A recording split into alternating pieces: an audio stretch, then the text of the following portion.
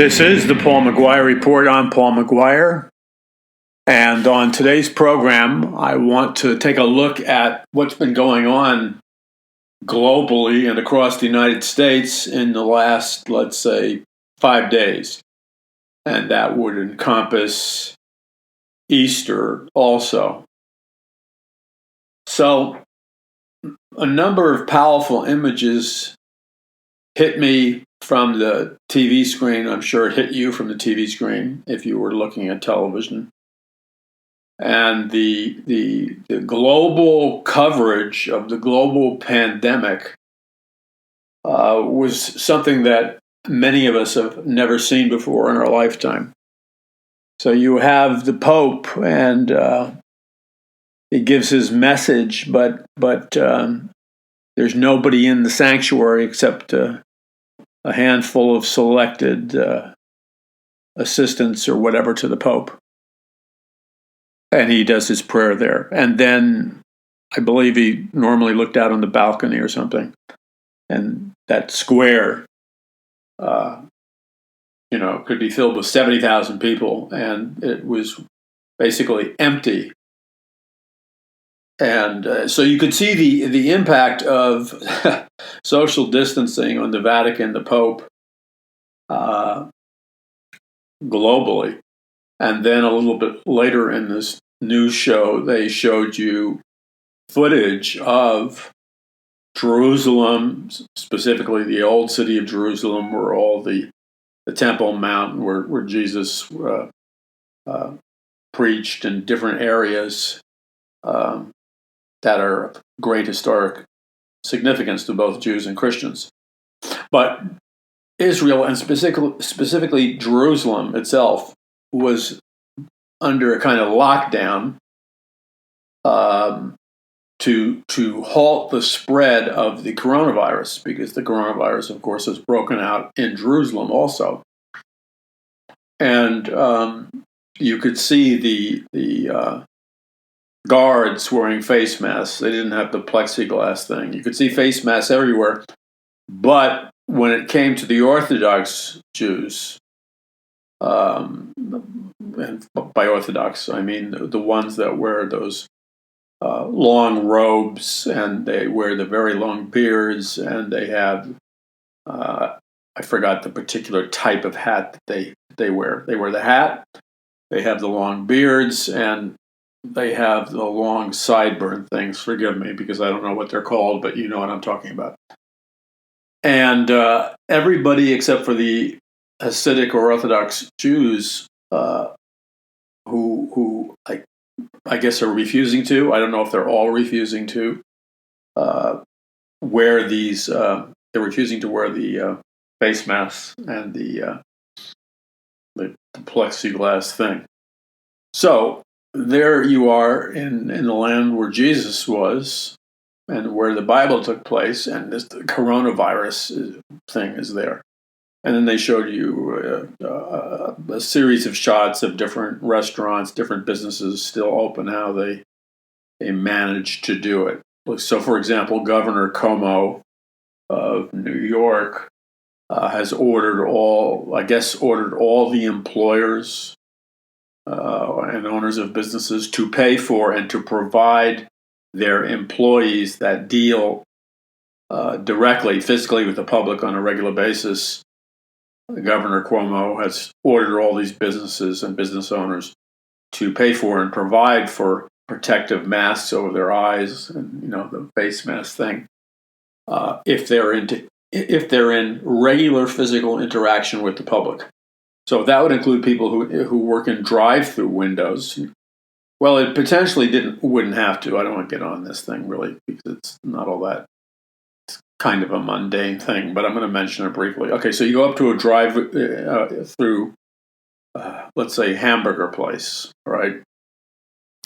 So normally what happens is you say, I want 2 cheeseburgers, double fries, chocolate shakes, or whatever, okay? But you make your order by speaking into a little electronic box. And you can never hear them speak back, of course, because it's always, burgers? I mean, literally. I mean, come on, you know what I'm talking about. You're in the drive-up window, and that's how it's garbled because it's cheap microphone, cheap speaker. But anyway, you're not talking to somebody physically. It's an electronic. You make an order. Then, depending upon the place, the pickup window may be the payment window. Sometimes there's 3 windows.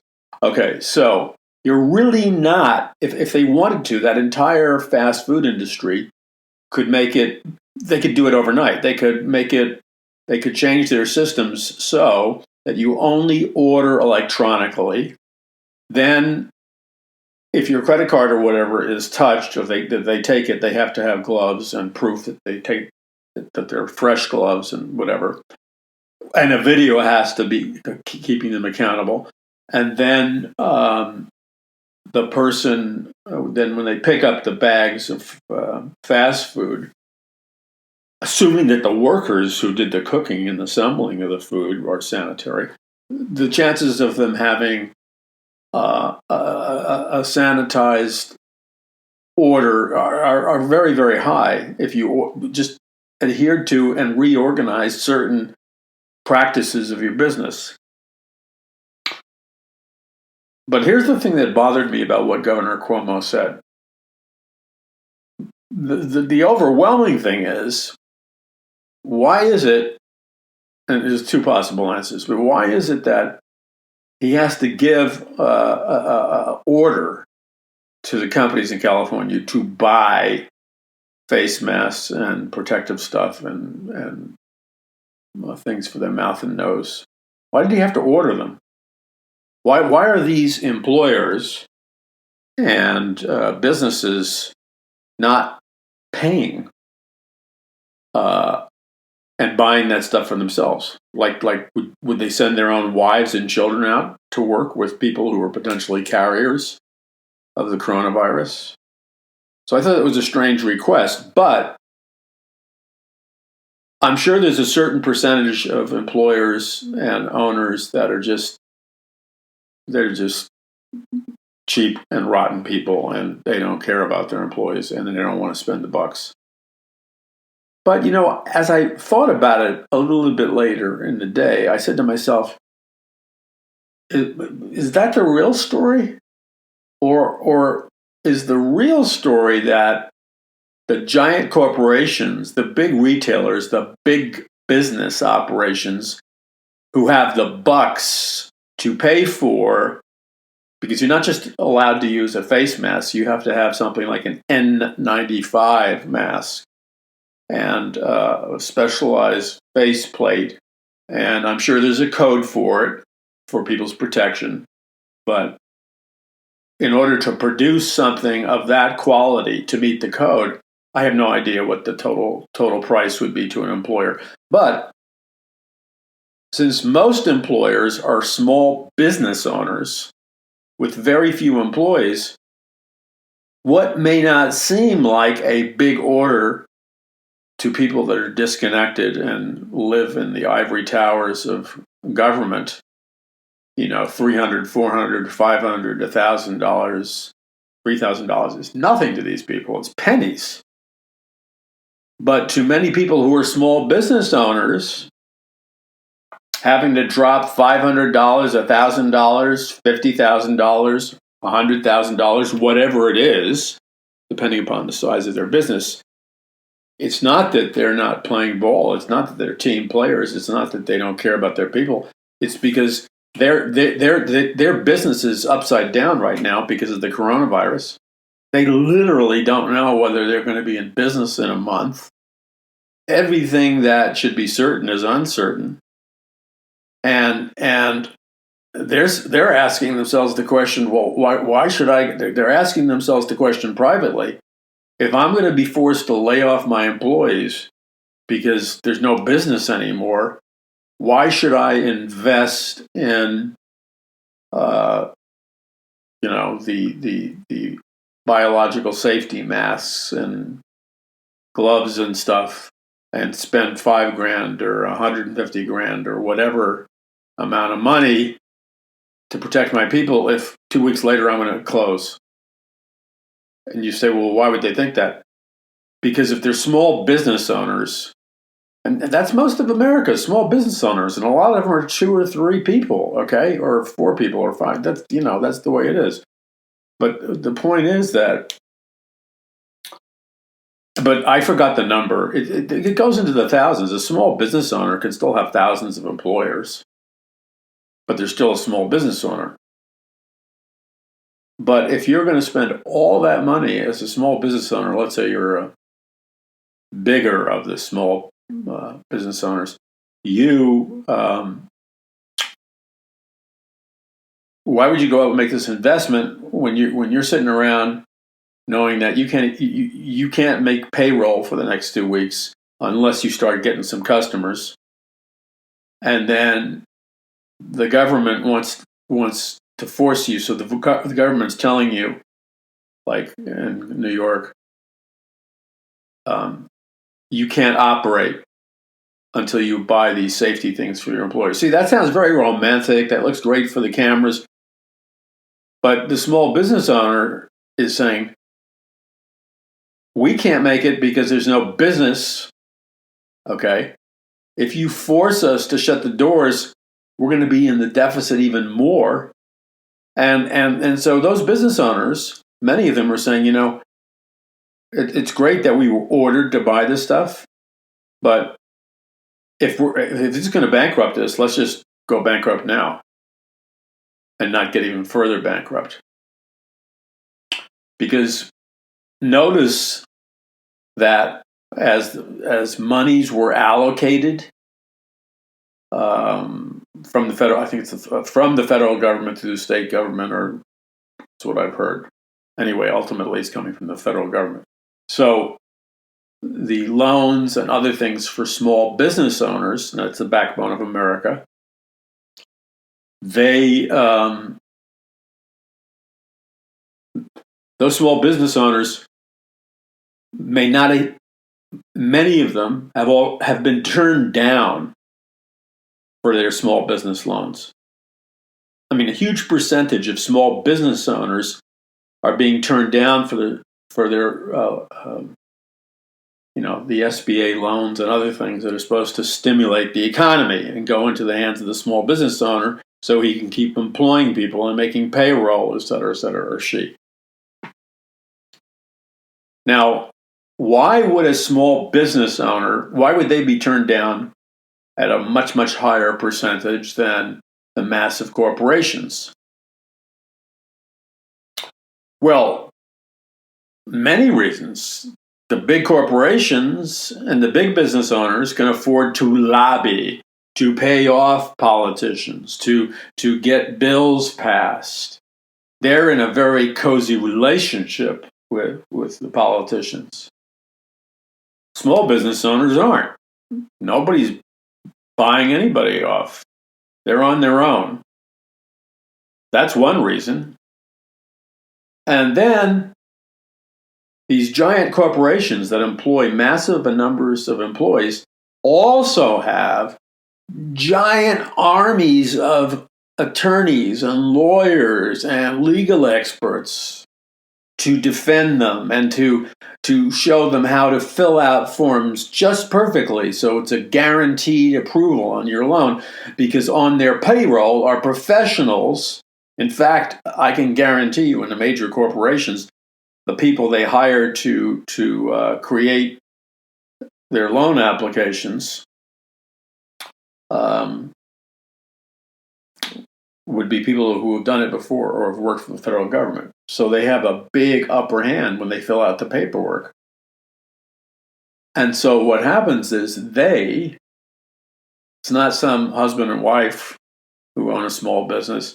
It's this massive corporation with an army of lawyers and accountants who have spent hours or days finding out how to fill out the paperwork for the SBA loans, etc., in such a way that you'll get 100% approval, because they have the millions to spend on getting that information and training their people and setting up a particular code that their employees can use or that the company can use, so when it fills out an SBA loan, well, the larger corporation they can get that money because they have experts doing the guidance and thinking for them.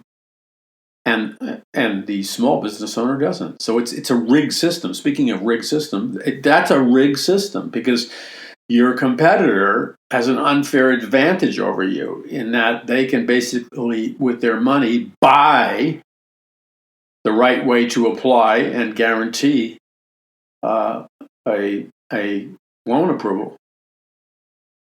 Now, there are reports from all over the United States of furious and angry small business owners who were turned down from banks, from their local banks where they've been doing business for decades and have run tens of millions of dollars through that bank and put tens and millions of dollars of their money in the bank, the small business owners.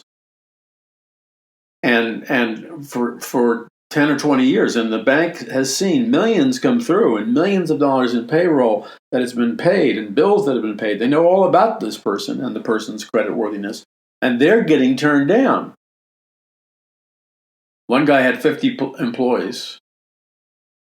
He had transacted millions and millions of dollars over like 20 years through one of the largest banks in the United States. And they turned him down on a small business loan. And now he doesn't know if he can make his payroll.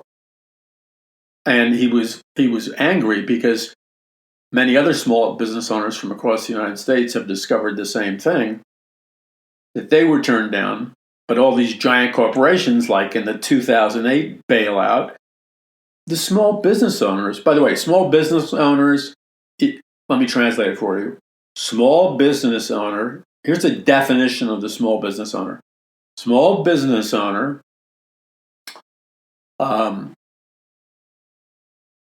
is more often than not has conservative values, is religious, is family oriented, and they can't afford the enormous amount of money to fight legal wars, etc. And yet, through their hard work and stuff, they can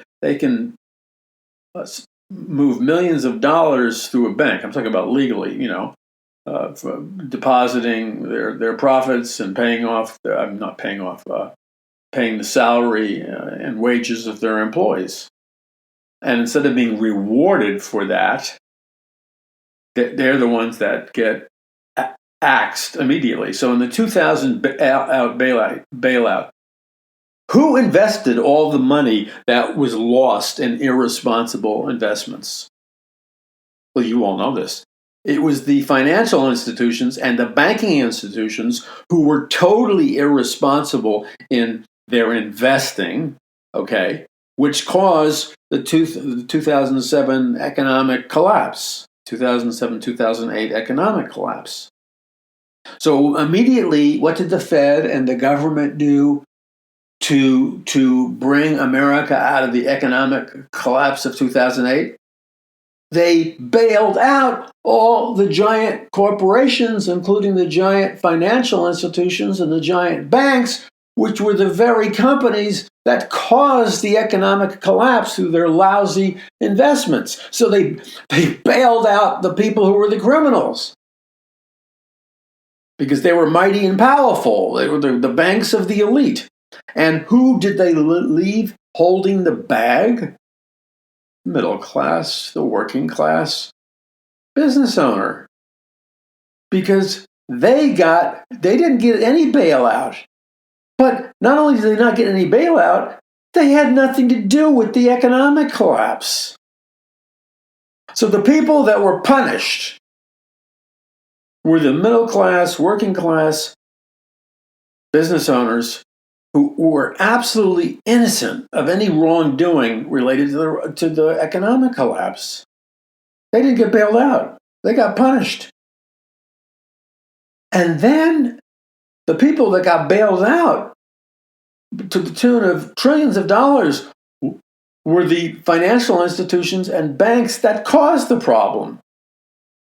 Why? Because they have the power. So here we are with all this rhetoric. Here we are, a coronavirus crisis. And we hear all this rhetoric from the Fed and the rhetoric from the politicians and the government and the rhetoric from the blah, blah experts. And what happens is they keep saying, oh, we need to we can't make the same mistake as we did in the past.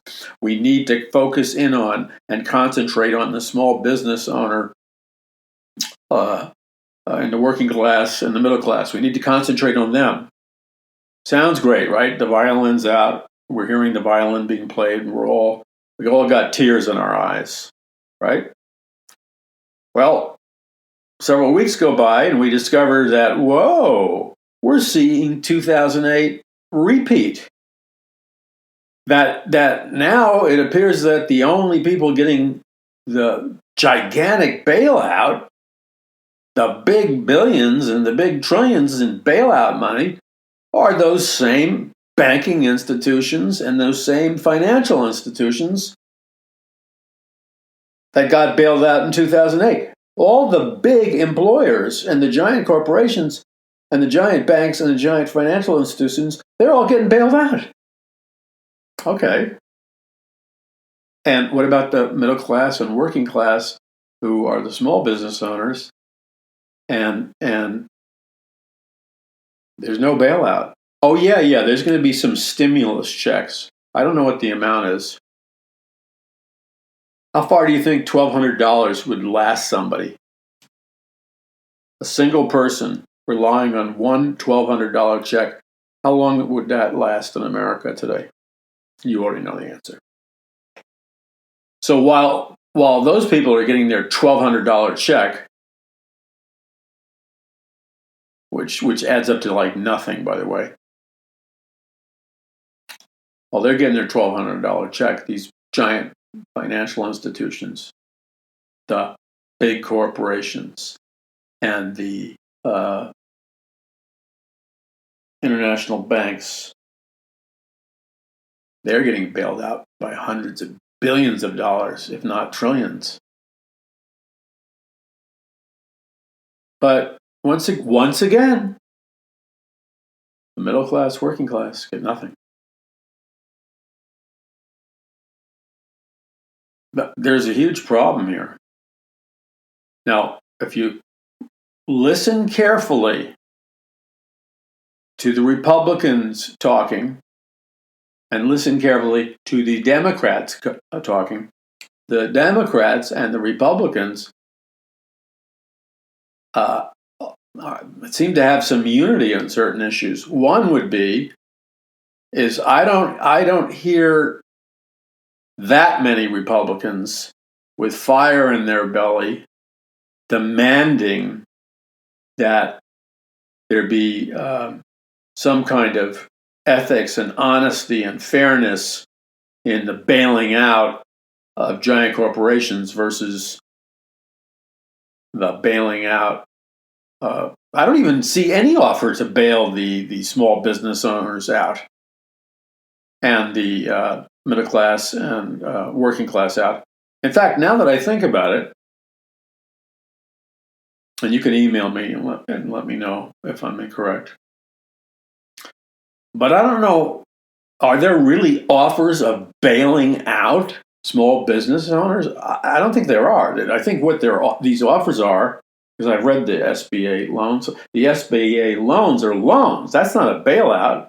Bailout is they're giving people money. You don't have to really pay it back. Or they give it to you on such favorable terms. It's the same thing as a gift.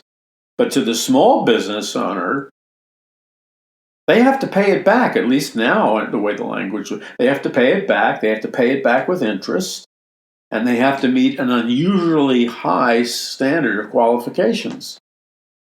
So bottom line is, the small business owner, even if they did everything right, isn't getting bailed out. They're just getting more in debt. So why did I talk about this? I talked about this because this exposes a very powerful, deep reality that we have to confront if we want to connect the dots regarding the coronavirus. You're listening to the Paul McGuire Report. I'm Paul McGuire. Visit paulmcguire.us. Sign up for all our social media, free videos, free teaching, free articles. all kinds of stuff free. And yes, we have our books available for you. Books are not free because books cost a fair amount of money to print, publish, and mail. But as somebody who believes that books are of paramount importance in terms of the development of intelligence and equipping people for life, a book is an investment. So visit paulmcguire.us, spread the word about our ministry, spread the word about the message we're trying to get out. And that's all at paulmcguire.us. We'll be back in just a second. What I'm about to talk to you about right now should impact you so powerfully that it should change the way that you look at life forever, because it's a revealing of a truth that is so powerful,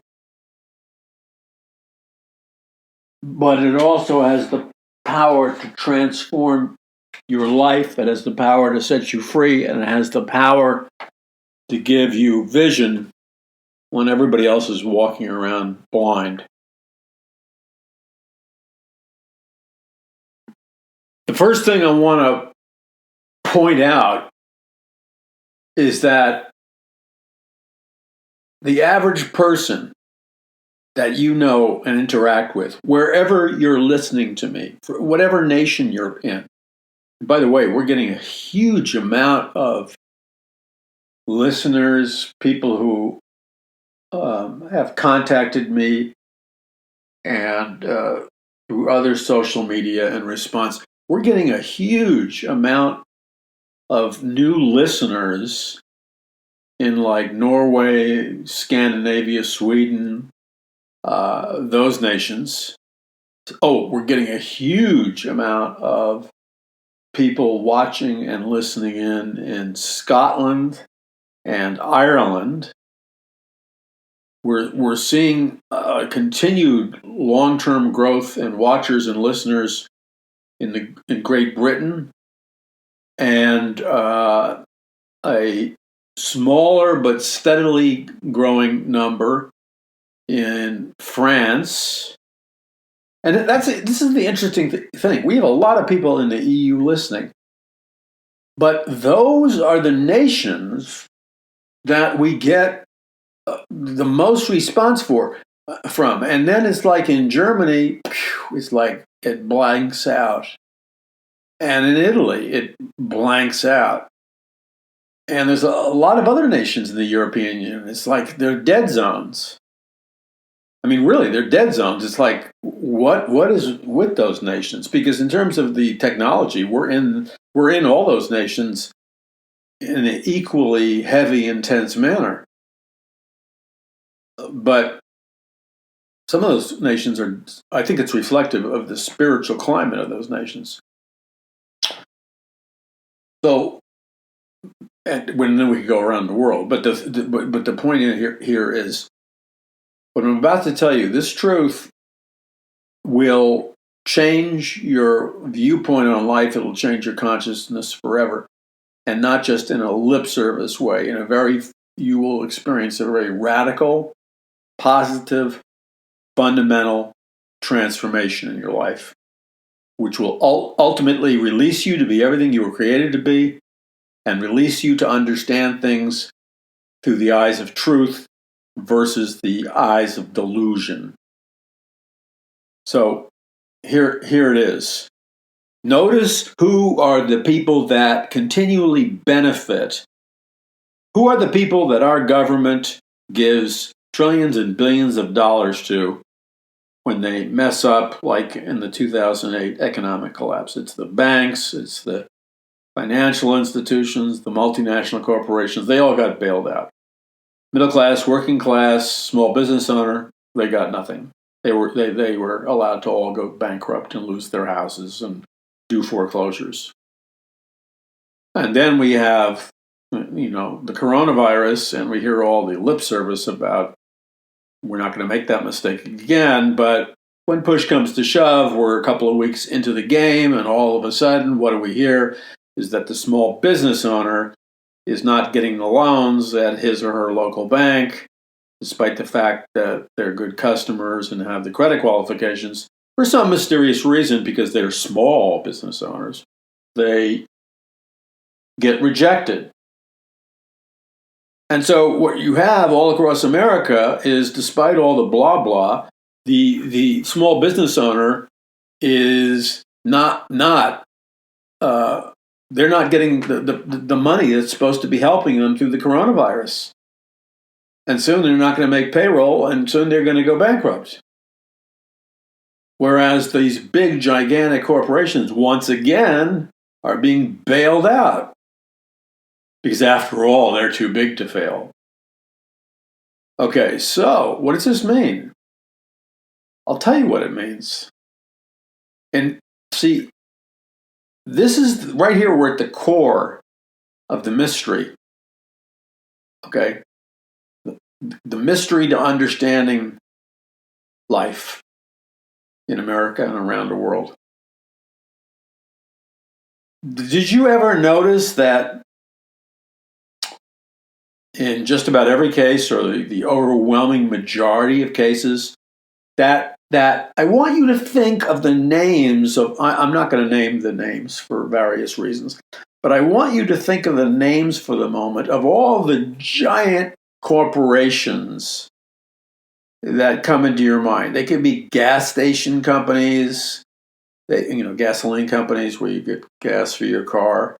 They could be the names of giant retailers, the names of giant insurance companies, the names of giant banks, and the logos. The names along with the logos. Because the logo has the name built in it. So you have the artwork and the symbols and then the name of the company. It's all one and the same. So what I should have said is the logos, the names and logos of all these giant companies. Automobile companies, medical companies, on and on. And if you know what to look for, and you should, you would recognize instantly that the overwhelming percentage of the logos and names of all these giant corporations, banks, and companies of every kind, the ones that always get bailed out. But if you look at their corporate logos, the name of the company and the artwork and the symbols and stuff, almost in every case with these giant companies, there are always the occultic symbols, occultic numbers, occultic designs, occultic shapes embedded in almost all of the logos of these giant corporations, banks, institutions, etc., etc. So the first question you should ask yourself is, why didn't I know the answer to that until relatively recently? And then you should ask you the question is, why is that so? Why do the vast majority of these corporations and institutions and et cetera, have obvious occult symbols, language, numbers, shapes, and names in them? That's just that couldn't be just a statistical accident. Could it be that the owners and the families that started these, at one time they were relatively small, but they all grew to giant companies?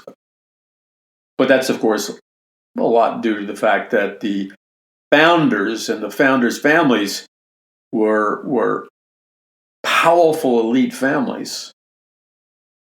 Now, what did they have in common?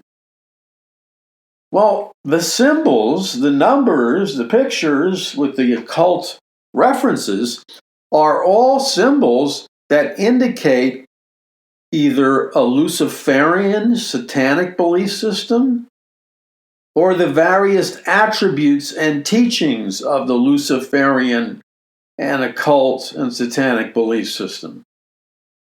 In other words, why is it that there's a universal messaging in terms of symbols, logos, designs, numbers, names that point to occult religion, Luciferian religion, Satanism, witchcraft, the occult, etc.? Why is that? I thought we were a Christian nation. Okay, this is where once you grasp this as a fact and flip it, your life will be changed forever. It's because those are not, because money is power. The person that has the money has the power. The person that has the power controls the political realm and the government and business. Don't buy the baloney that you've been programmed to buy, which is, it's we the American people that decide what the government does and blah, blah, blah. Yeah, that's how it was originally intended to be. That's what our founding fathers wanted. That's what's written in our Constitution. But the reality that we live in now goes like that, goes like this. He who has the power, he who has the money has the power, and that's the power to control armies and politicians. So the money is the most important thing. You know who said that? Rothschild. I write all about this in my book, Conquering the Matrix and Mass Awakening. It was Rothschild who said, I don't care who's president, prime minister. I don't care, who's the president. Rothschild said, just give me the money. And with the money, I can control and put in anybody I want to be the president or the prime minister. Just give me the money, he says. Because Rothschild understood that it was all about the money. If you had the money, you had the power. And then you can control government and politics. So you want to know who really owns the government in America? It's no brainer. Who really controls everything in America? It's a no brainer. You want to know who put this president or that president in office? It's a no brainer. What you need to ask is, who has the money? And the more important question you need to ask is, who has the most money? Because he or she who has the most money has the most power, the most control, etc., etc. So you find out who the people in the world are who have the most money. And I write about this in my book, Mass Awakening, A Prophecy of the Future of America. Are you ready for the microchip? I wrote about it a lot, but I just talked to you about. And in the Babylon Code that I wrote with Troy Anderson. And here's the key. The people who own the money are the same people. No, let's put it this way. The people who own the most money globally are the same people who own the giant corporations, the giant financial institutions, the giant international banks, and the international bankers. Those are the people that own the most money. They're the same as those who own the corporations and the financial institutions and the banks. It's the same group of people. That's why they use the same logos with the occult symbols and numbers. It's the same lineage of people. It's the same group of people. That's why it was Rothschild who made that horrific statement about he who owns the money or controls the money controls everything. Rothschild is a member of one of these special families, which we call bloodline families or Illuminati elite families. They control the world. But they have a belief system. And their belief system is expressed in the symbolism, the numerology, and the messaging that's in the corporate logos and the corporate names. They're telegraphing who they are. And you see Luciferian, satanic, demonic symbolism in all these corporate logos, financial institution logos, and banking logos, etc. So once you understand that there is an invisible group that controls the world, maybe just 12 families, and they own the major financial institutions and corporations, and they own the most money, and they call the tune for the entire world, and they communicate this to one another and to the world openly with the symbols, with the numbers and the numerology and the names and everything else. That's why you see like lightning bolts in so many corporate logos, or lightning bolt type symbolism. That goes to the Lucifer, the lightning bolts. Lucifer, the lightning bolts were on the SS Nazi troops. Lightning bolts was a symbolism on their military caps and their shirts and stuff. The swastika is a symbol that comes from ancient Hinduism. Now, of course, that symbol is not allowed because it represents overt death and killing of Adolf Hitler. But there are many symbols. There's many symbols that you see every day. You see hundreds of symbols every day, and if you knew the meaning of a lot of those symbols, you'd be stunned. But you have to know what to look for. And in my books, I extensively give you. In the books, I write down the names of many of the corporations, what's in their logos. And I do chapters on explaining how to recognize occult symbolism and where occult symbolism is used in corporate logos and governmental symbols and NASA symbols and everything else. In fact, let's just take NASA and all the missions.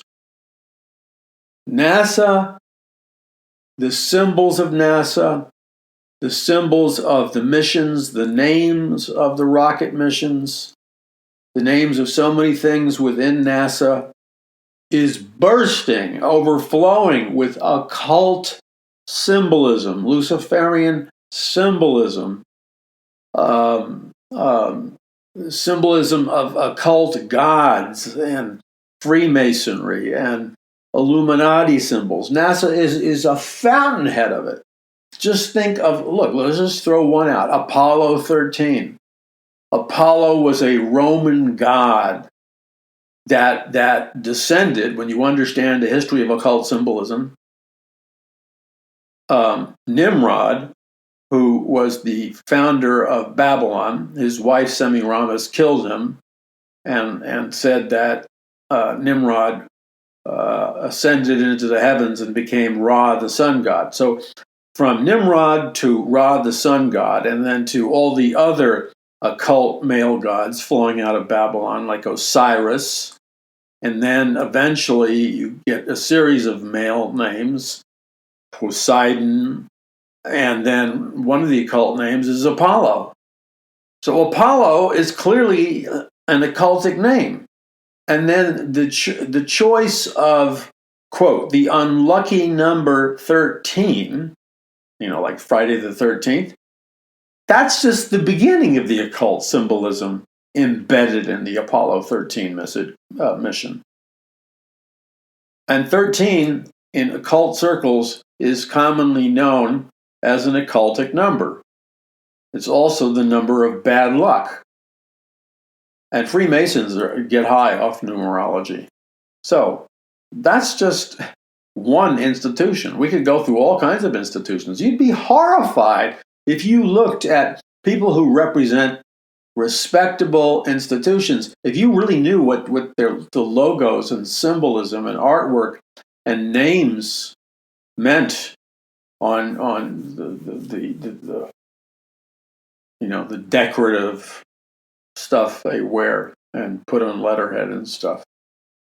So you see, what this is another name for what I'm talking about is what the Bible calls the world system. The world system. We live, the Bible says, in a temporary world system ruled temporarily by Lucifer until the second coming of Christ. This is the world system that is run by Lucifer. So, of course, the world system that is run by Lucifer would have an affinity for symbols and numbers that represent the worship of Lucifer. And that's how the game is played. Now, let's take it right into coronavirus time, not Miller time. I stopped drinking beer a long time ago. I used to be a big beer drinker. That was till I was about 23. But I drank enough beer from the time I was, 13 or 14 to the time I was 23.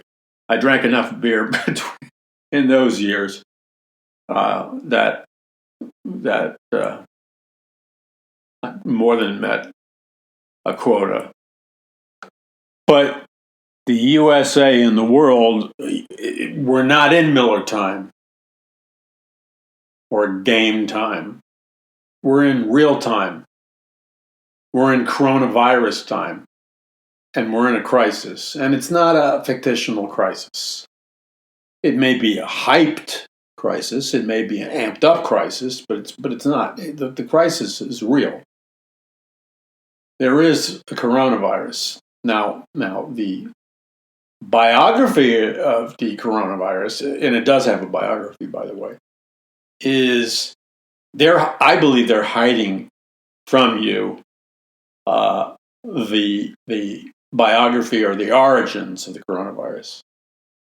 In my book, The Greatest Battle for the Hearts and Minds of Mankind, I talk a great deal, as I have in earlier books, about bacteriological warfare and germs and flus and viruses that are invented in laboratories. That's been going on a long time.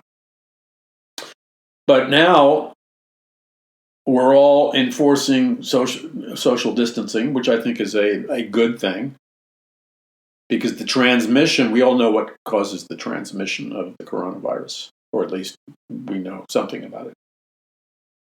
But back to the world, this money gets funneled in terms of bailouts. It always goes to the same people. It goes to the people, really, who need it the least on a personal level. It always goes to the richest, the wealthiest, and the most powerful people in the world. Isn't it interesting that they are the ones that always get bailed out because they're too big to fail? And even when they caused the crisis. I'm not saying they caused the coronavirus, but they caused the 2008 collapse. And so the person who needs it the most, we always hear how the backbone of America is the small business owner. It's the most important thing in our economy is the small business owner. We hear it over and over again. Well, that's all propaganda lies, and you know what else? There's a word for it that I'm too polite of a Christian to just let it rip. But everything in me would love to let it all rip and to say the words. But I'm not going to. I was teetering on the edge of the yes button of temptation. Somebody must have been praying for me because I slammed on the brakes and I said, no, I'll resist the temptation to say that. Thank God for that person who prayed for me. So I talk about the need for me to that we wouldn't have a ministry without your intercessory prayers for me, my family, and this ministry. There would be no ministry. And people prayed for me. And I believe the reason I put the brakes on saying something that I was tempted to say and I didn't say is because somebody has been praying for me and the Holy Spirit reined me in. Because it wouldn't have been the end of the world if I had said that. But looking at it from non-self-centered perspective, perhaps me saying that could have caused some believer in Christ to stumble in his or her faith because they would have been bothered by those words spoken by a Christian minister. So thank God that you prayed for me. Because I'll tell you what, that was not a decision that Paul McGuire made. I mean, it was like I was trying to make the decision, but then somebody turned on the light in my soul and spirit, and it just felt the sense of, Paul, that's wrong. Just shut up. So I did. But the point I'm trying to make is that this money always seems to get funneled to the same group of the super elite, the globalist elite, the wealthiest people in the world, the 1%. And actually, all the new data says, they've been saying like 1%, because I've been writing about it in my books. For example, in the book, A Prophecy of the Future of America, which should say Volume 1, and then Volume 2 of A Prophecy of the Future of America, it says 2016, 2017. There are two books, Volume 1, Volume 2. I shouldn't have titled the second one with an ambiguous title. But I talk a great deal about the 1% in that book. And the whole thing is that 1% of the Earth's population controls all the financial assets and every resource there is. So 1% of the people of planet Earth control 99% of all the wealth, resources, and assets. And you listen to these communist revolutionaries and these airhead socialists talk.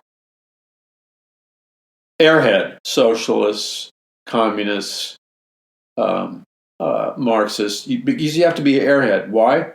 Because it's a universally recognized fact that 1% of the population controls all the money, wealth, resources, and assets.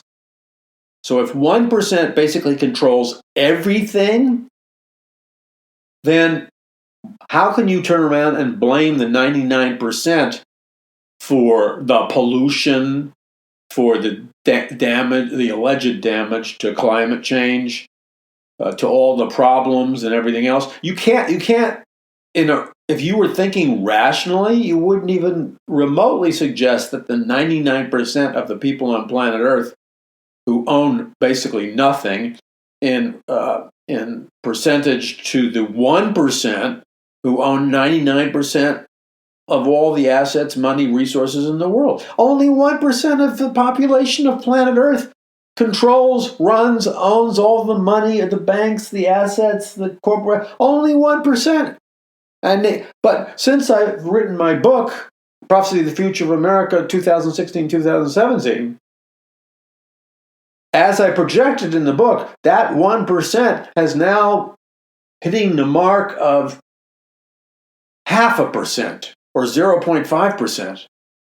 So where we are now is we've moved from 1% controlling everything and owning everything to now it's only 0.5% or 0.05% of the world's population controlling and owning everything. In other words, the 1% have gotten richer and richer and richer. And where do you think all that money? Well, let's get down to the bottom line, because this has been like a 50-year process. How do you think it was possible? It used to be, I don't know. Let's just start. It used to be 10,000%, 100,000% of the world's population controlled all the money and resources of the earth. Before that, there was only 1,000,000% of the people controlled all the money, resource, and stuff in the world. And then in the past 50 years, it was like 100 people. I think when I was a kid, it was like 250 people controlled all the assets and money in the world. And then it was like 30 people, and then it was like this, 10 people. Now it's 1%. Or really now it's 0.5%. So where did this 0.5%, where did this minority how did this minority of people on planet Earth keep getting richer and richer and richer? Well, you would say good old-fashioned hard work if it wasn't for the fact that at the same time the 1% was getting richer and richer and richer, that the working class and the middle class were in an exact proportionate percentage relationship, getting poorer and poorer and poorer, which means that it was the money flowing out of the pockets of the working class and the middle class and the small business owner, which was going directly into the bank accounts of the 1%, making them richer and richer. And so what appears to be happening once again, despite all this rhetoric about bailing out the small business owner, which is the backbone of America, and the working class and the middle class, it seems that all those trillions of dollars are going to the very top people, that 0.5% that rules the world once again. We'll see. I hope I'm wrong. I hope I'm wrong. I really do. I hope I'm wrong. So the point is that on a global level, these crises are crises, but there's somebody who was always making money. Just think of two of the crises: 2008 economic collapse, and now the coronavirus. And there seems to be, at least in the first crisis we know, the people who made money on that were all the international bankers, investors, and financial institutions. Well, you say, well, they lost billions of dollars and blah, blah, blah, blah, blah. Yeah, they did.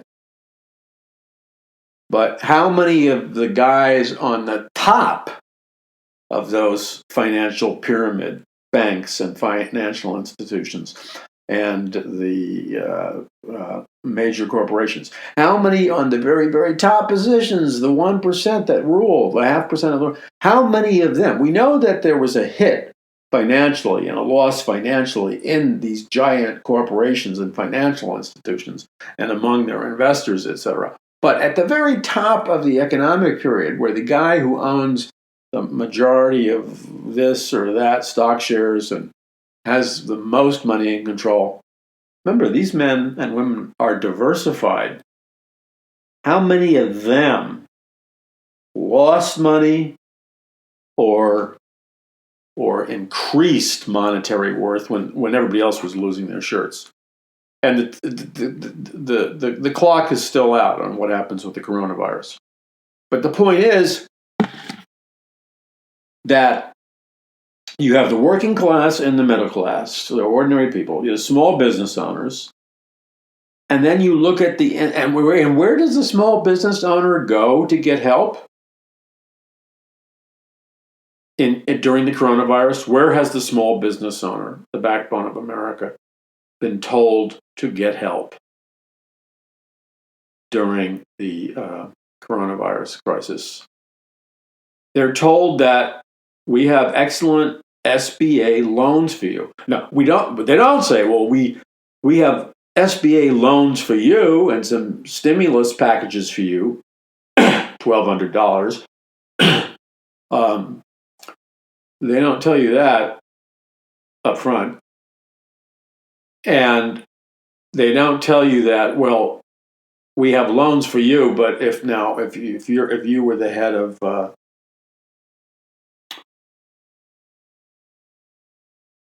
Chase Manhattan Bank or something, we wouldn't have a loan for you. We would just give it to you. So the money isn't going to the small business owner. I mean, monies are going to the small business owner, but not anywhere near the percentage and levels of monies going to the giant corporations. Because those people who own and the families that own those giant corporations appear to belong to this incredibly powerful, wealthy, and super secret society club that is more powerful than governments and controls and runs the banks and the money of the world. And it's the club or the secret society that the 1% seems to belong to.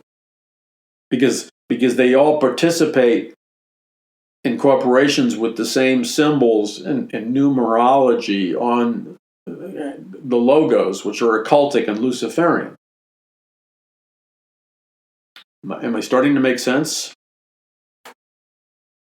You really need to master this. I'm serious. My good friend, many of you know him, Dr. David Hawking, Hope for Today Ministries, a powerful Bible prophecy for decades, a powerful Bible teacher and radio Bible teacher, especially in Bible prophecy over decades and decades. And a man who became a personal friend of mine, and we've ministered together, and I've spoken at his conferences. And I told part of this story before. I was in the green room in television, in media, in theater, and in churches. The green room, if you have a large church and you're doing televised services and stuff, or televised meetings, you have a green room because you have usually numerous guests who are guest speakers, often the guest speakers and their wives and children, and sometimes their ministry associates. And so there has to be a room where the speakers can, and the conference organizers, like in this case it was David Hawking, can organize the event and all be in a room together, not to hide from the people, but just to get some time to chill out before their next speaking session or whatever. So it's called the green room, and there's, apples and bottles of soda or Coke or whatever, just like a hangout room to get ready for when you're going to go speak. So in the green room, David Hawking was impromptu. He picked up my book, The Day the Dollar Died, and I knew he had read it before, and he was paging through it, looking at the chapter titles and some of the contents. And what he said to me was very surprising, because David is like, David's very unique. I love him. He probably laughs when he thinks of me. But David's like, it's got to be the Bible, and I agree, or nothing else. And I agree with him. It's just that I could tell he was a little wary, not of me, of past, let's just call them conspiracy theory genre books, okay? Which is not how I define myself, but how some people would. And but he had pondered this. I could tell he had pondered this Federal Reserve printing money from nothing, the whole conspiracy behind the financial institutions. So as he's paging through my book The Day the Dollar Died, he says, Paul, I really think you're hitting on something very important here. Now, that may be understated to you, but from David Hawking, that is a massive compliment, because he's not like, overly. He's not the type of person who overly would congratulate you. But he recognized, as a Bible scholar and a man of the Word, that what I was talking about was, especially with the elite, the power, occult networks within the elite and the monetary system. He recognized that what I was talking about was biblical, and how it all fit into Bible prophecy, because it does. It takes us right to the mark of the beast. So you have a template that's always used. It's the working formula. Sometimes it's called order out of chaos. Sometimes it's called manufacture crisis. Sometimes it's called problem, reaction, solution. All those terminologies are variations of the same occultic principle developed by the Freemasons. Order out of chaos. So the key is, you use crisis or you use chaos to create a problem, and there's always a public reaction to the problem, which is panic and fear and being scared and terrified. And that was planned also. And then you give the people the pre-planned solution to their problem, and the people will do anything. because they're so petrified, they won't think rationally, and they will do anything for peace and health or whatever. And therefore, the solution, this whole dynamic, was planned in advance. Now, I'm not making a comment regarding the coronavirus because the jury is still out. We don't have all the facts yet. So it's premature to reach a honest conclusion. But it's interesting that the people who are in the elite wealthy families that own 0.5%, the 0.5% that own the rest of the world, the secret societies they belong to, in their symbolism of the secret societies, their symbolism is very Luciferian and satanic. So let me explain what I mean.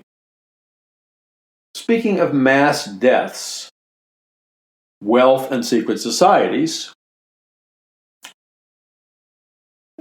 all the German Nazi generals and Hitler himself, they were all involved in satanic and occult secret societies, such as Skull and Bones, which is a German occult secret society.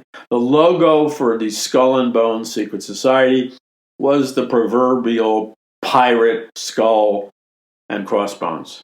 That's the same thing as the Skull and Bones secret society symbol. All right? So the Nazi SS and the generals who were parts of Skull and Bones wore Skull and Bones belt buckles and insignias, etc., etc.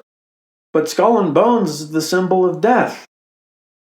And yet you have American presidents who proudly say they're members of Skull and Bones, like President Bush Jr. and John Kerry and others.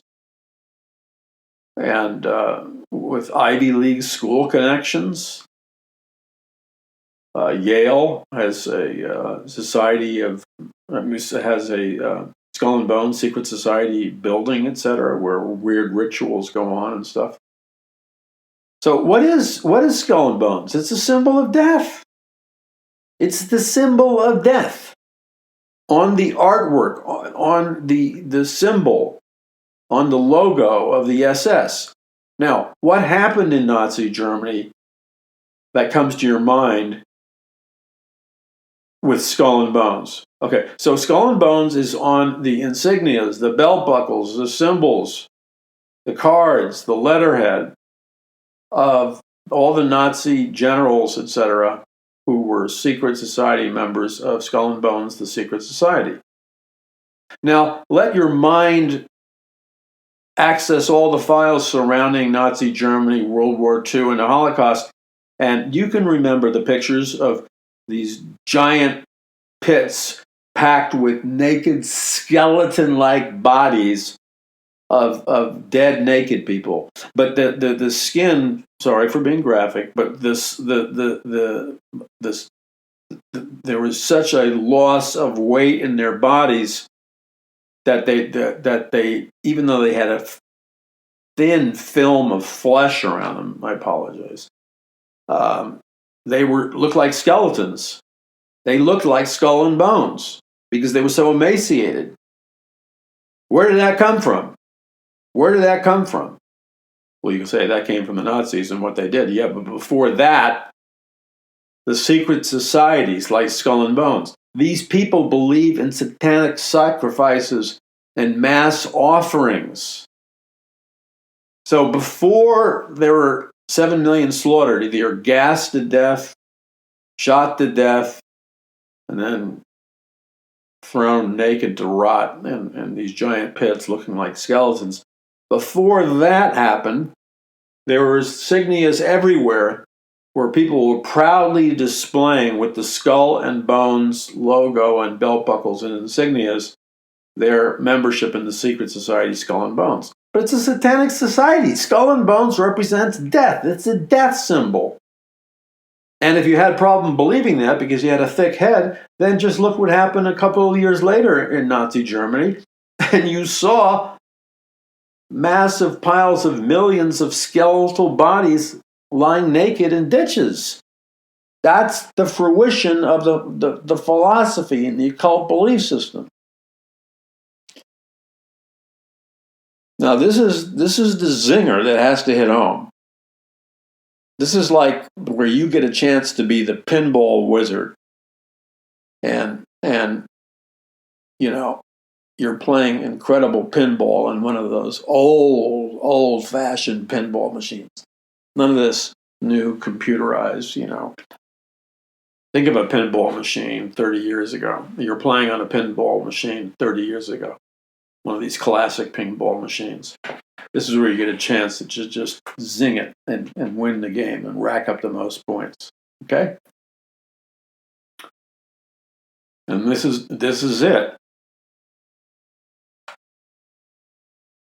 If indeed, as the Bible says is the case, that Satan or Lucifer is now the temporary god of this world, that would mean he controls the money and the power of this world, and that would mean that he controls the people who control the money and the power of this world. It's just a absolutely airtight, logical analysis of the flow of power. If Lucifer is the temporary god of this world, and what is Lucifer ultimately all about? Death. Because why did Lucifer become the temporary god of this world? Because Adam and Eve activated the law of sin and death. And so Lucifer brings death and destruction wherever he goes. And so Lucifer is now in control of this world temporarily. But he has an organization, an organizational flowchart in the form of a pyramid. And at the very top of his organizational flowchart are the fallen angels and the human beings that he rewards the most, but he requires the most from them. In other words, they have to obey his orders. And so if you don't think this happens, then you don't read your Bible very long. We know that Lucifer, one of his primary mandates is to deceive the world and have himself be worshipped as God or Jesus Christ. We know that Lucifer wants to kill off everybody who believes in Jesus Christ or God. We know that Lucifer wants to prevent, in any way he can, men and women from having babies or aborting babies, because he knows God is love and God wants billions of people to live with him comfortably in heaven for all eternity. And Lucifer wants to prevent that. So Lucifer is behind death, destruction. And so who does he have to get? Remember, it's a hierarchical system. It's an organizational flowchart. The people at the top have the most power. They're the super elite, the globalist elite. So they have to, like the Nazi generals, they have to carry out Hitler or Satan's orders without question.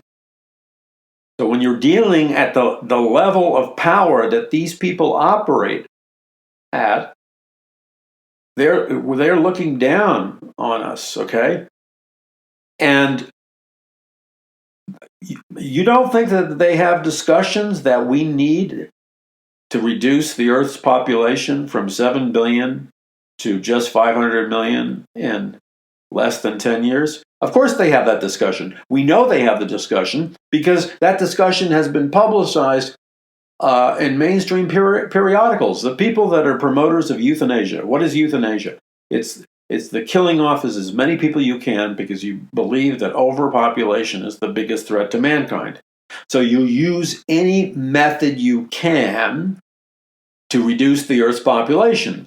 And the most radical of these elite people, like Bertrand Russell, the English New World Order planner, philosopher, intellectual, he literally said in his own writing, I have it quoted in my book, Mass Awakening, he said in his own words over and over again, how we need to create biological warfare, pandemics and epidemics and disease outbreaks on a regular basis that will kill off hundreds of millions of people on planet Earth. And we need to do it continually. We need to have a new form of the Black Plague, every 5 years or something.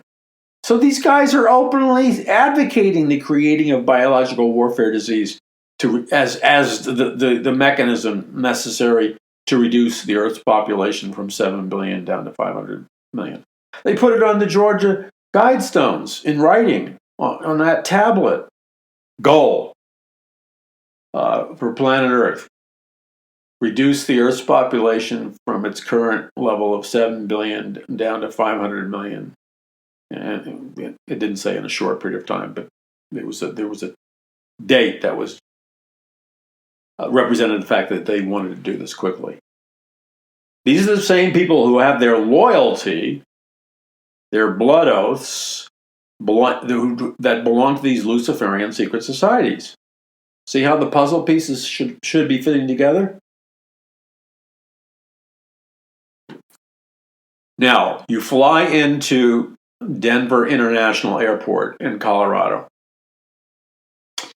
When you fly in and you taxi or you drive in, when I say taxi, I mean the jet taxiing, you'll see this modern gigantic sculpture just outside of the airport, this giant blue metallic sculpture of like a stallion horse kicking its legs high into the air, and its eyes like a laser beam intense red. So it looks very demonic. It's an ominous, demonic looking, it's not a friendly, comforting, warm statue of a horse. It's a demonic statue of a horse. Okay? And then you have all these rumors of a massive, massive underground base city that's supposed to goes down who knows how many stories and stretches out for who knows how many miles. And as the rumor or legend goes, there's a super underground bunkered city under the Denver airport. Okay, that's neither here nor there because I can't comment on what I don't know for a fact, yes or no. But I do know this: when you walk around the airport and look at this artwork, these paintings that somebody painted, they're the weirdest paintings in the world. Nobody in their right mind paints paintings like this to adorn the walls of one of the world's most prestigious airports. These are demonic paintings. You need to look at them. Pictures of swords and pictures of like World War III and pictures of a plague causing deaths and pictures of mass extinction and mass carnage and devastation and pictures of World War III and pictures of global conflict. They're scary, evil pictures. Why would somebody... Oh, and they're all pictures of death and destruction. So it's a demonic theme and a demonic... Why? Same demonic theme as the other stuff I was talking about. Why? Then you think that that there are some secret societies and groups that are Luciferian in nature, the highest level of our society. And while Christians have been sleeping and not reading the Word of God and not attending Bible preaching churches and not been gathering to churches that preach the truth, while Christians have been socially distancing themselves from God long before the term social distance became even a phrase, these powerful occult groups have been more bold and more showy of their power and influence on our society. I'll give you another case in point. I can give you 100 right off the top of my head. I list them in my book, The Greatest Battle for the Hearts and Minds of Mankind in the History of the World. I'll give you another one. And when I was in Manhattan recently, I spent time researching this. somebody with a lot of money brought in from the Middle East the actual archaeological remains of the Temple of Baal, and had it set up in the park surrounding the governor's mansion or the mayor's mansion in New York. Now, why would some elite group bring in? Did I say replica? No, it wasn't an archaeological replica.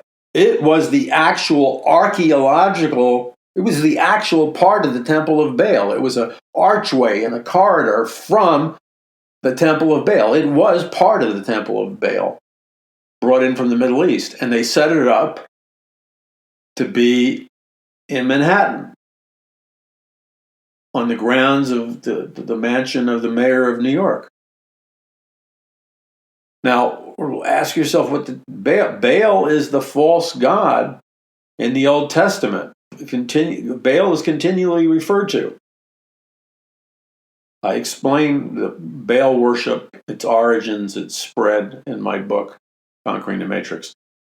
This is Baal worship in an essence. You burn your child alive on the altars of Baal. This is done by Baal is built as a metallic idol statue, and then Baal has like open hands, and you place your live baby boy or girl into the hands of the altar of Baal. But because Baal's a metallic statue, it's superheated up with fires inside, coals. So the hands of the Baal statue are metal, but they're burning with like a white flame heat because it's so hot. So when you put sorry for saying this, but this is true. When you put your live baby, it burns to death in an agonizing death. And what you're doing is you're sacrificing on purpose your son or daughter, burning them alive on the statue of Baal as an act of worship to Baal. And you're expecting, because you're sacrificing your own baby daughter or son to Baal, you're then expecting that Baal will bless you, provide for you, make you rich, do something very powerful for you. It's an exchange. The Baal worship is spread all around the world. So that's what happens at a temple of Baal. It's a satanic altar where you sacrifice in an occult ceremony.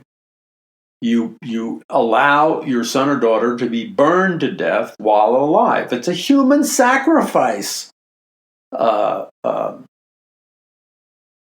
altar. Now, use your sane mind and rational mind. Why on earth would anybody, no matter how wealthy or powerful, want to import into the United States of America a massive segment of the Temple of Baal? And the whole purpose of the Temple of Baal was to worship Baal, a false god, and sacrifice your son or daughter, have them burnt alive to secure supernatural blessings from the false god Baal. That is not amusing. That is not artistic. Let me give you the moral equivalent and shock value that should be the reaction. That would be the exact same equivalent of going to Nazi Germany and some elite group purchasing one of the gas chambers where they burnt the Jews and others alive. Okay? Or one of the other places where they put to death the Jews and others alive in Nazi Germany. That would be like spending endless millions of dollars to bring a huge part of that gas chamber and that part of the concentration camp that killed Jews and others back into the United States and setting it up as some kind of commemorative thing. Now, I'm not saying it for the purpose of a commemoration of like remembering in sorrow, or to be reminded of the danger that this can happen to any nation. I'm saying that the motive in the hearts of the people doing it was to celebrate what happened. Do you know what would happen if anybody did that? The Jews in America would rise up, and that group and the importing of part of a concentration camp where they killed the Jews, etc., would create such a firestorm of righteous anger among the Jews. It would be a blasphemy beyond blasphemies. I guarantee you, growing up in an all-Jewish neighborhood in Jackson Heights, Queens, that would probably be torn down before construction even began. And if they even laid a brick in place, that would be it. Jews wouldn't put up with it. Christians, on the other hand, can act all lovey and dovey and are perfectly fine with an altar of Baal, which represents worship to Satan and human sacrifice. Christians, who are all lovey and dovey, well, you know what happened. They didn't protest diddly squat. I did. Others did. Most Christians. The Christians in New York, most of them said nothing. That's the problem. There's this quote, "The only thing necessary for evil to triumph is for good men to do nothing." The coronavirus is a challenge, and we will make it through this. And when I say that, this is not like rah-rah talk, pep talk after a losing football game. I'm saying that because I believe in God and God answers prayer. I don't believe it's over for the United States, at least not now. But I think that the way Christians specifically handle this and react to it, and whether they pray or don't pray, and many other things, and most of all that they conduct themselves with wisdom, and most of all that they conduct themselves by saying, before I say this, before I embark on this action or whatever, for crying out loud, think through the consequences, good and bad, of any potential decision you make. Just like you were a military general. One of my favorite verses in the Bible is that the general counts the cost before he goes to war. Man, I would like to literally, don't be offended, I wouldn't be in the room, so there would be no hint of immorality, but no, I'm not going to say this. Again, I'll resist it. I would totally resist this, or I'll get myself in trouble. That verse, let me just put it this way. That verse that the wise general counts the cost before he goes to war, should be memorized by every Christian. Because it is simply a proverb which reminds us that before we make any decision, before we embark on any plan of action, we need to think about everything that could go right and everything that could go wrong.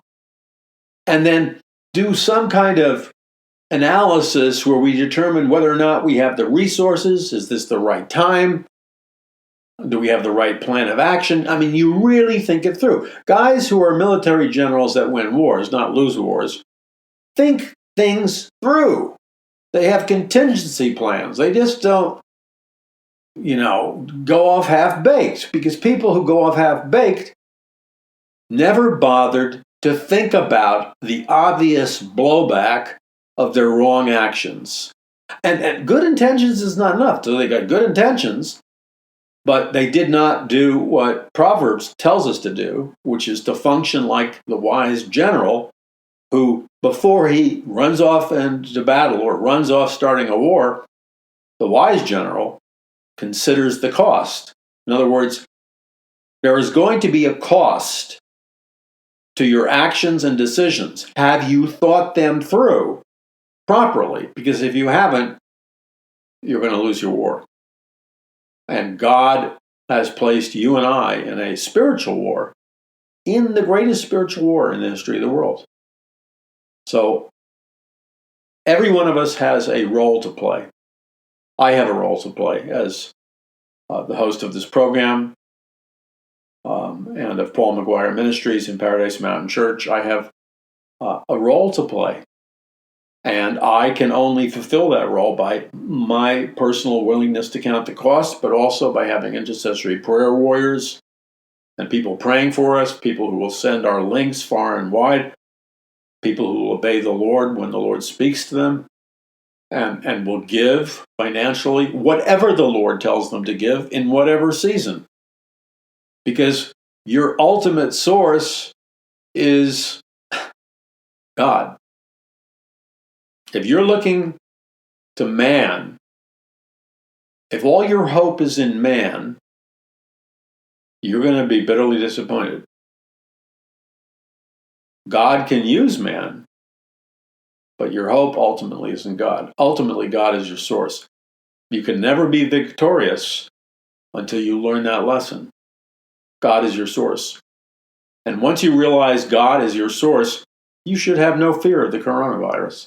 That doesn't mean you walk around like a blank head with nothing in it. You use wisdom. You abide by godly counsel. But when you have the wisdom of God, there's no reason to fear the coronavirus or anything either. And let me add to that, for those of you in whatever age group you're in, young, teenagers, older, may I say this to you as your friend, Paul McGuire? Please, do, and write it down if it helps. Put it on the refrigerator. Do not fear the future. Don't fear the future. You are going to have a future. Yeah, you're going to have a future, and it's not going to be a nightmare future. Well, let's just say it. You're going to have a future. There will be a world worth living in. Will it be a fallen world? Yes. Will it be a world with Bible prophecy being fulfilled? Yes. But let's remember these words that Jesus Christ spoke and apply them to today. When Jesus Christ was talking about the general societal conditions of what the world would be like shortly before his second coming, Jesus Christ told his disciples that people would be marrying and giving in marriage right up until the time of the second coming. What does that mean? What do those exact words mean? Those exact words tell us that there has to be a removal and practically non-existence of social distancing. Did you hear that? Because you can't be having a wedding and wedding parties and marriages that are normal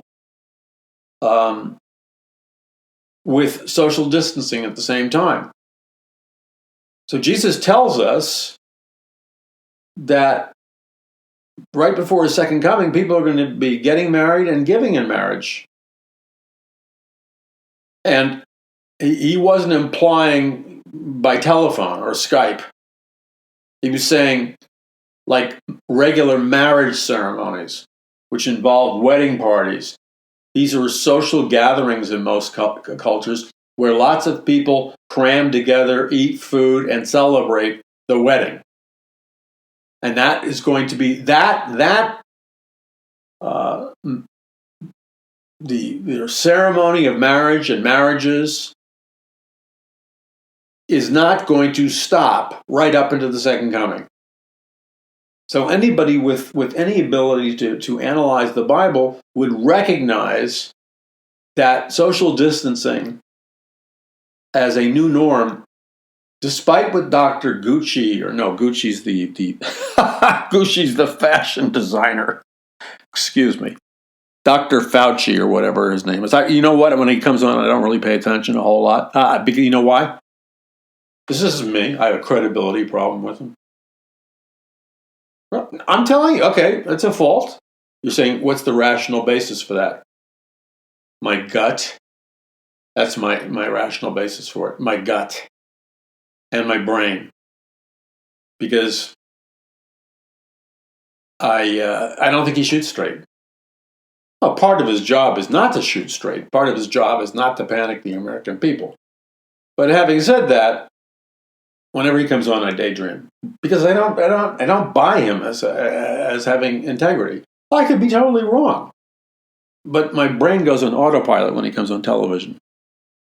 So the point is that since Jesus said there's going to be marrying and giving in marriage right before the second coming, that means obviously that social distancing will not be enforced very long. Because if it was of a significant length, Jesus would have done a little add-on to that statement. In fact, Jesus would have said, if social distancing was going to be militantly enforced right before the second coming, then Jesus would have to have said, and there will be no marrying or giving in marriage in those days because of the plague which is to come or something. That's what he would have had to say. But notice he didn't say that.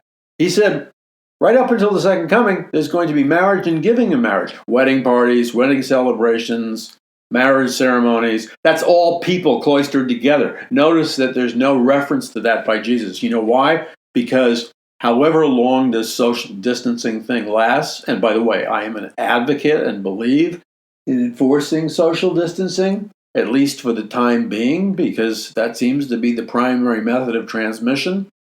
So I'm certainly not against it. But what I'm saying from a larger perspective, according to Jesus, social distancing is not some new norm. In other words, the world's customs and ceremonies and society is not going to fall apart. So, because God's in control. And it also implies that there's going to be a relative stability and relative prosperity to the economy. So you shouldn't fear economic collapse and the end of everything economically. You say, well, how can you say that? You know why I can say that? Take a deep breath. Not because I take deep breaths. That's not how come I can say it, because I don't practice yoga. I'm not using an oxygen tank because, no, I'm not going to say that. God, that would be misinterpreted. But look, I'm saying that because it's common sense. If there's going to be marrying and giving in marriage, there's going to be wedding parties. There's going to be engagement rings and wedding rings and social gatherings and restaurants and food and banquets. So if the economy was shot to pieces right before the second coming, nobody could afford to get married or give in marriage because that implies, for most people, a significant financial investment. So the economy has to be doing halfway decently before the second coming. And the economy actually has to be doing better than halfway decent. It has to be doing well. You know why? Just talk to women and men. When things get bad, what you hear women say and men say is, we don't want to have kids. We don't want to bring them into this world. We're not going to get married because we don't want to have kids. We don't want to bring them to this world. People say that all the time. I understand why they say that. But so that tells us that if people were all freaked out because of an economic collapse and a pandemic or whatever, either or both, then they wouldn't be getting married and giving in marriage. So it implies that there's a somewhat healthy economy, that there is a level of prosperity before the second coming. It's right in the verse, man, if you just open your eyes. Dave Hunt was the one who showed this to me. And then I have these people who are Dave Hunt fans who attack me And Dave Hunt was a friend of mine, and Dave Hunt liked me, and Dave Hunt endorsed my ministry. He was on my radio program all the time. I can invite anybody who I want to invite. I put Dave Hunt 2 hours at a time. You think Dave Hunt didn't like me and didn't endorse me? Of course he did. But I have some of his mentally unhinged disciples attacking me. But I can't call Dave back from heaven to defend me. But that's what happens when you're a leader and on the front line. It just goes with the territory. So what do we learn? A time of prosperity before the second coming, and there will be no enforcement of social distancing rules. Okay? People are going to get married and given marriage. So, you need to get over some of your fear, a lot of your fear. In fact, most of your fear. In fact, all of your fear is you spend most of the time watching TV and not reading the Bible. I mean, if you were listening to the Paul McGuire Report or watching the Paul McGuire prophetic emergency alerts, for the same amount of hours you watch mainstream media, TV, and whatever, I guarantee you one thing, you wouldn't be walking around in a state of depression. Why? It's not, I deal with reality, but I give answers. They have no answers to give. I watched the Pope today. The girl was in tears over what the Pope said. The Pope didn't say anything. He said the most mediocre, timid, tepid, pathetically weak words of encouragement. I guess if you're starving for water in the middle of a blazing desert of mainstream media, mere moisture on the back of a leaf would be satisfactory to you. Me, I would prefer a tall glass of water. Anyway, we're out of time. God bless you. This is Paul McGuire. Spread the word far and wide. Visit paulmcguire.us.